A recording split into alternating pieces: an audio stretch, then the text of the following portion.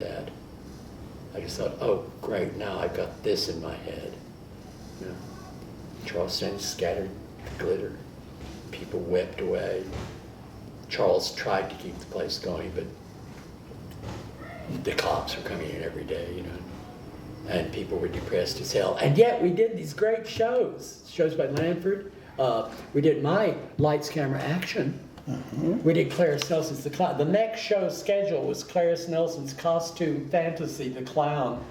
Lanford Wilson and I sat in the Chino listening to Liz Taylor win her Oscar as we stenciled gold fleur-de-lis on the stage over Joe Chino's bloodstains.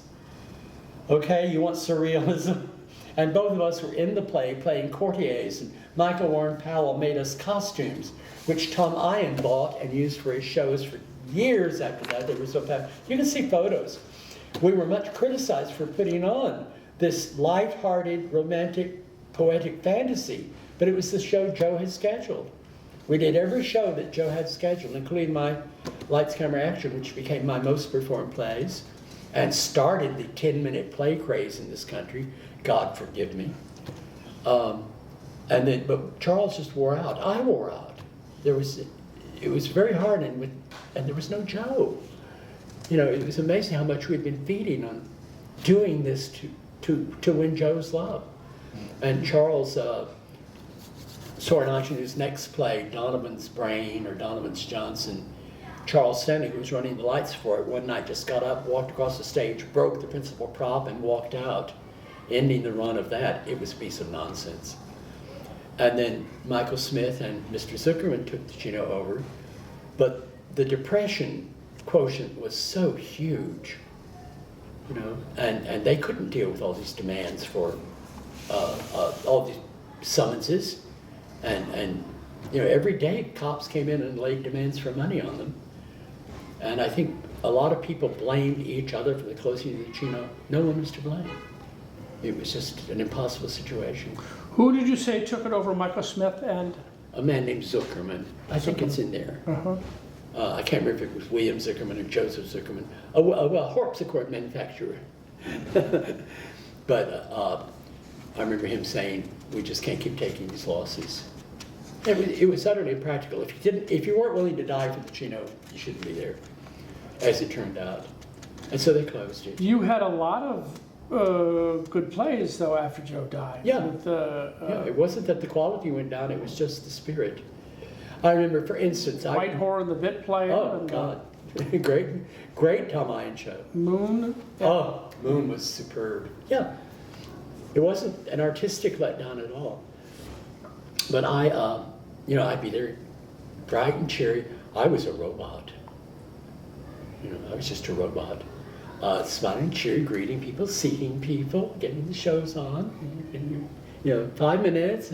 I was a robot. I remember one night somebody brought Norman Mailer in to meet Joe Chino. And I remember even then thinking, I must look like a fucking robot, saying, Mr. Chino has passed away. I remember saying that and thinking, I should say, sit down. I'll tell you all about it. But instead, I'm sorry, Mr. Chino has passed away. Smiling because if I didn't act as if he was there, they would take the, okay.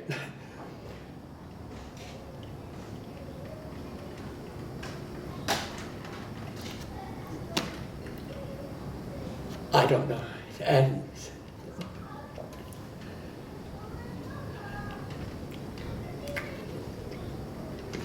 you had to keep the place going. That was your job. Yeah. Yeah. Yeah.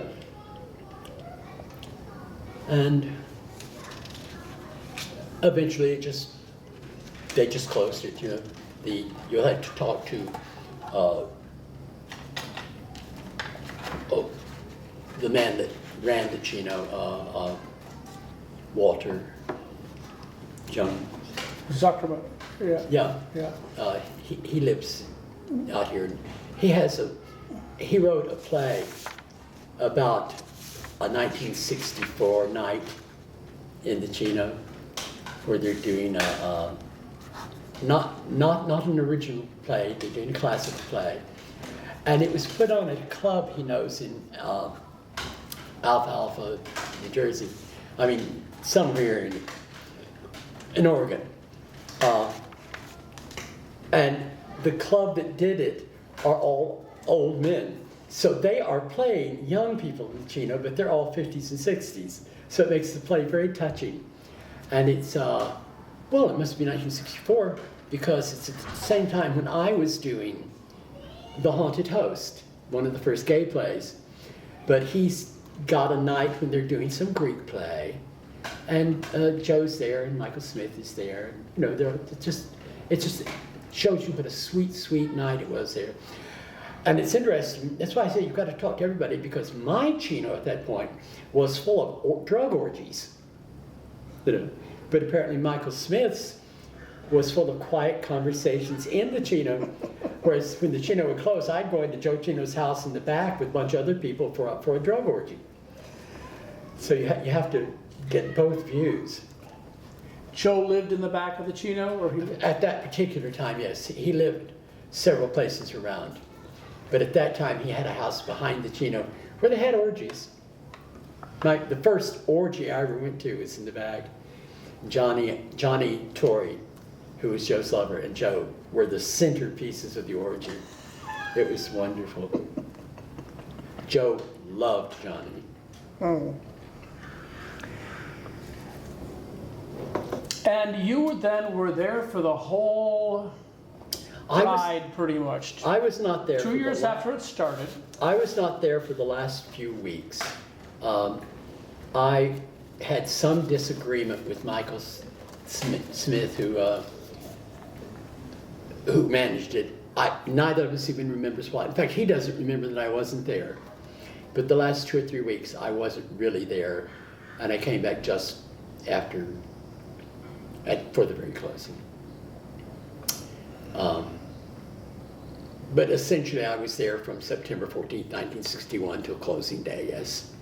I went to a lot of other places, but eventually I worked at the Chino. And like I say, when they showed Hair at the Public Theater, closing night of Hair at the Public Theater, Joe was going to go next to last night of it, and I was going to go the next night.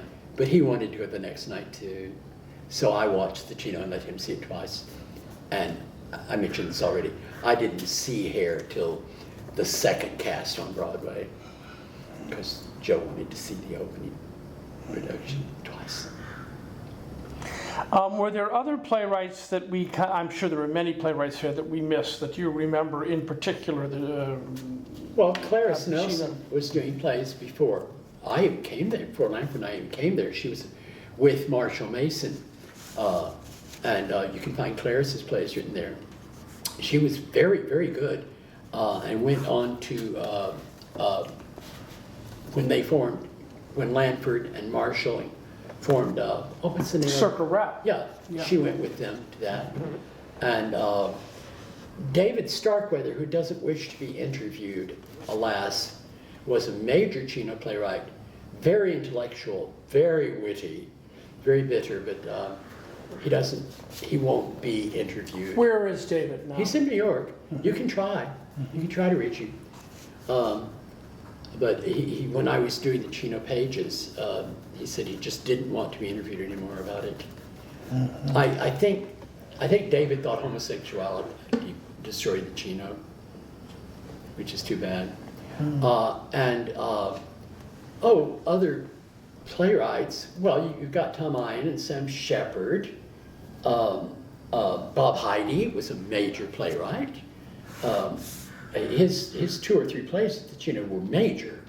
I mean, The Bed and Moon are major Chino plays. Joseph Bush, who I think only did French Grey at the Chino, but he did the set for Hannah's Skirt, and French Grey was terrifically well received. But he's the one that thought the Chino was physically dirty. And the one who would say, well, fine, come and clean it up. Um, he did the set for Hannah. He was an artist as well. How about the play they're reviving on Broadway this year, Dames at Sea? Oh, well, Dames at Sea was something else altogether. And please get this accurately. Dames at Sea had been rejected everywhere. It was brought into the Chino. I don't remember who exactly brought it in, but Bob Dada, writer, actor, director, saw it and saw how to fix it and called the authors and composer and worked with them and rewrote the script, showed them spots where it needed songs, showed them spots where songs needed taken out. You know, it was in a constant flux. And he discovered Bernadette Peters, whose family lived next door. And I remember when Bernadette came in. Next door to the building. Yeah. Yeah, she's Italian. Her real name is Pietro or something, I don't know what. But in came this angel, and I want to tell you, there's something to be said for the term star quality. She stepped in, she was only about 15 or 16, I think, but it was like a spotlight had come on. She caught light, she radiated the sweet girlish personality. Thank God she sang and danced well, because otherwise I think they would have cast her anyway. Her personality was overwhelming. And she was marvelous. And what she brought to it as a performer, everybody was good. Everybody was good, and Bob Dada cast it real well. But and what Bob brought to it is his imagination, his skill, his memory for the 30s musicals of how to bring that mood on stage. He put a mirror wall up so he could have the cast of 6 look like a 30s movie chorus and stage them very ingeniously. Don Price choreographed it, but Bob Dada showed him how he needed it staged so that they suggested the big choruses, you know. It was just a joy. Joe Chino saw every performance, and it extended for 6 weeks. It was the longest running play in off-Broadway history at that time, and just perfection. And when they moved, like for instance, the title song, Dames at Sea, was mostly written by Bob Dada. And I remember the night it went in and made the show perfect. There'd been a dead spot. And the night that the song, Dames at Sea, went in, it just perfected the structure. And Joe Chino saw every performance of it. It was that good. And let it run a long time. And then when they moved it, they didn't credit the Chino for producing it. They didn't credit Bob Dada for rewriting or directing it. They just zoomed, you know, it was just shocking.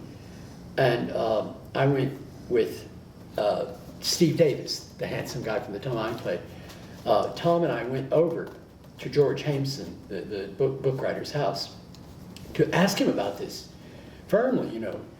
And he said, oh, well, the Chino's too associated with drugs and homosexuality. And the next words he said to us were, now, Bob, would you and your handsome friend like to try this new LSD in the steam room? I mean, the hypocrisy was so, you know, and so poor Bob Dada never got credit or cash for what he contributed to it. And then they did another show called, should be in there, a musical about drugs. The same team. Yeah. And they moved it. I gave the Chino no credit for it either.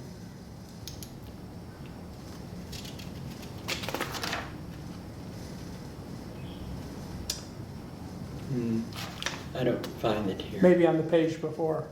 Where's Dames at Sea?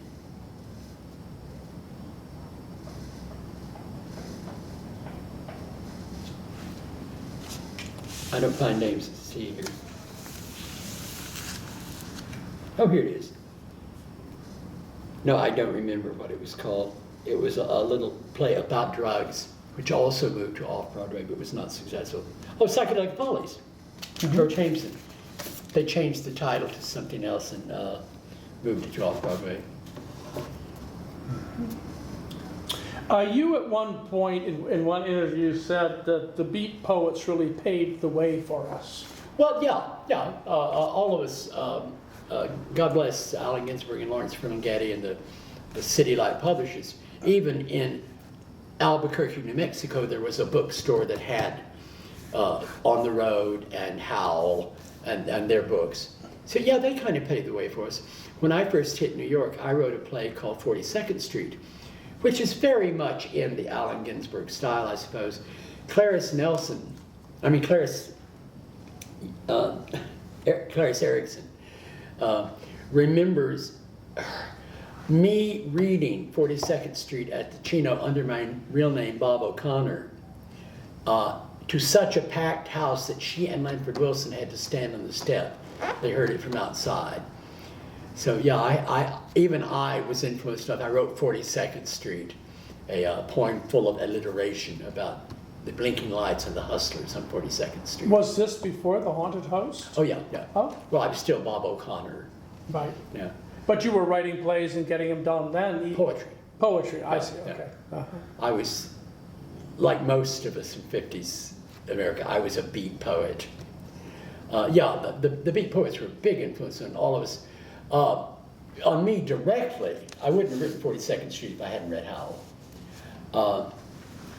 And Clarice remembers me reading it at the Chino. I don't remember that night. She says I read it and that the place was packed out. She and Lanford couldn't get in. So apparently I read it 2 or 3 times. But that was before Lanford's first play, obviously, because I hadn't yet gotten the idea for Haunted Host. I never dreamed I could do anything. There was nothing to encourage me where I came from. I have to laugh because the only encouragement I ever had was my Uncle Dude, who ran a country band, asked me to be the singer with his band. And I turned it down out of snobbishness because he was country. But I've always wondered what would happen if I'd accepted. I would have become... See, I always wanted to sing, but I was told I couldn't. But just 2 years ago, some boys here forced me to sing. And it turns out that people really like my singing. So either I could sing all along, or down through the years I picked it up in the shower, because just 2 nights ago I sang in 2 shows at Spirit Studios over in Silver Lake and got among the biggest hands of the evening, singing a cappella. So I seem to have something, and huge compliments from the other singers, which I value most. I couldn't believe the way they all went out of their way to come up to me. But I would have, had I been confident as a singer, I would have sung with bands in New Mexico and might never have left. Just think if I'd had the sense to accept my country western uncle's offer, I might have been Elvis Presley. You know, this was before Elvis. Yeah. I had read also in an interview that you had once written a screenplay with Tad Hunter in mind, and I was a major Tad Hunter fan. When his first movie came out, I went to see it and fell in love. And I wrote a novel about what I thought Tad Hunter's life must be like, called No Friends But Lovers, and couldn't get it published. And well, let's see, 53. I was 15 or 16, and for the next till I left for New York in 1961.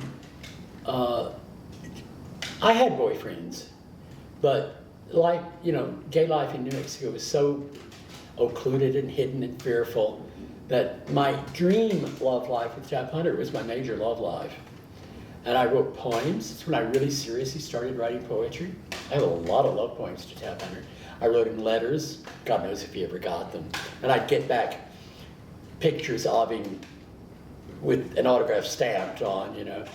And I wrote a screenplay of The Portrait of Dorian Gray for him and John Gielgud and Jane Powell, and sent it to Warner Brothers. I don't know if they ever got it, you know. But I felt they managed his career all wrong. They just didn't realize that they had a great romantic figure on their hands, and they kept casting him in boy next door, folksy roles. And he had a career, but I think it needed a major romantic revival, like The Portrait of Dorian Gray. You know, I would have been glad to go out and supervise his career. And then I moved to New York and met real live men. But yeah, he pretty much saved my life for several years. Also, I probably learned a lot about writing. You know, I sat down and wrote a novel. Got the idea, you know, and sat down and wrote right through it. It improved my typing too. And then it hit me. They're just making the wrong kind of movies for him. They're not letting this fantastic beauty of his take over. And then I said, it's the portrait of Dorian Gray. So for him and John Gielgud and Jane Powell, I wrote it. And sent it to Warner Brothers. Never heard back. What a shame. So that's his career and my career I messed up. Let's take a little break right